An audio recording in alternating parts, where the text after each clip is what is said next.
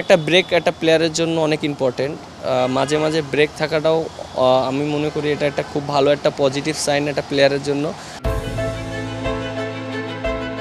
ছুটতে ছুটতে ক্লান্ত হলে কখনো কখনো থামতে হয়, ঘুরে দাঁড়াতে, পুরনো ছন্দে নতুন করে সুর তুলে এগিয়ে যেতে।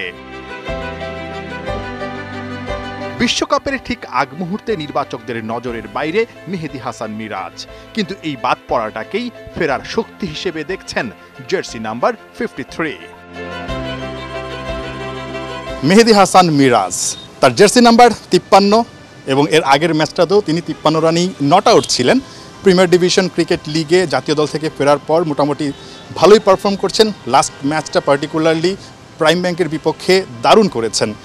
মানে সময়টা আসলে কেমন যাচ্ছে আপনার একটু যদি বলতেন, সময়টা কেমন যাচ্ছে?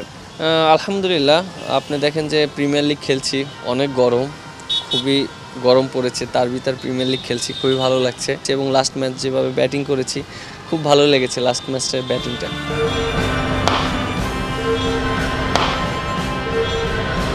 খেলা তো আসলে ওয়ানডে ফরম্যাটের, আপনি অনেকটা টি-20 ফরম্যাটের ব্যাটিং করেছেন, মানে ওই সময়টায় কি চলছিল মাথায়? ওয়ানডে ফরম্যাটে যখন খেলি আমার পজিশন এরকমই থাকে অনেক সময়, যে ব্যাটিং করতে হয় শেষের দিকে, আর ওখানে যে দ্রুত রান তোলাটা খুবই ইম্পর্টেন্ট। আপনার তো আবার ওপেনিংও ব্যাটিং করতে হয়, মাঝামাঝিও করতে হয়, শেষের দিকেও করতে হয়, অনেক ধরনের মানে ব্যাটিং অর্ডারে ব্যাটিং করতে হয়, মানে সব কিছুর সঙ্গে মানানোটা তো আসলে খুব একটা সহজ না। হ্যাঁ, এটা অনেক ডিফিকাল্ট আপনি যেটা বললেন, বাট একটা জিনিস যেহেতু টিমের প্রয়োজনে বিভিন্ন জায়গায় দিচ্ছে, খেলতে হচ্ছে, বাট আমি এবার আমাদের টিমের সাথে কথা বলেছি, মোহামেডান টিমের সাথে, আমাকে একটা জায়গায় সেটেল করলে আমার জন্য ভালো। সো আমি যদি একটা জায়গায় ব্যাটিং করতে পারি তাহলে আমার জন্য ভালো। সো তারা আমাকে উপরেও ব্যাটিং করিয়েছে। এই বছর আসলে 10টা টেস্ট ম্যাচ খেলতে হবে এখনও বাংলাদেশকে, এবং ইন্ডিয়ার বিপক্ষে ইন্ডিয়ার মাটিতে গিয়ে আমাদের টেস্ট ম্যাচ খেলতে হবে। বেশ গুরুত্বপূর্ণ কয়েকটা সিরিজ আছে। পার্টিকুলারলি টেস্ট ম্যাচের জন্য আসলে প্রিপারেশনটা কীভাবে নেবেন ভেবেছেন কিনা? না, যেহেতু একটা লং টাইম সময় পাচ্ছি আমি, সো আমার জন্য এটা একটা ভালো একটা জিনিস, যেটা আমি নিজেকে আরও বেটার করতে পারবো, ফিটনেস বলেন, স্কিল বলেন। সো এটা আমার জন্য খুবই ভালো।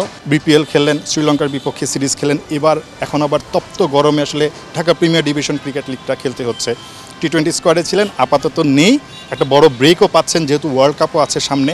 মাঝে মধ্যে আসলে একজন ক্রিকেটারকে ব্রেকটা নিজেকে মানে উপরের দিকে নিতে বা ভালো কিছু করতে আসলে সহায়তা করে কিনা? হ্যাঁ, এটা খুবই ইম্পর্টেন্ট। আপনারা দেখেন যে খেলার ভিতরে থাকলে অনেক সময় ডিসিশনে অনেক প্রবলেম হয় ডিসিশন নিতে, বাট একটা ব্রেক একটা প্লেয়ারের জন্য অনেক ইম্পর্টেন্ট।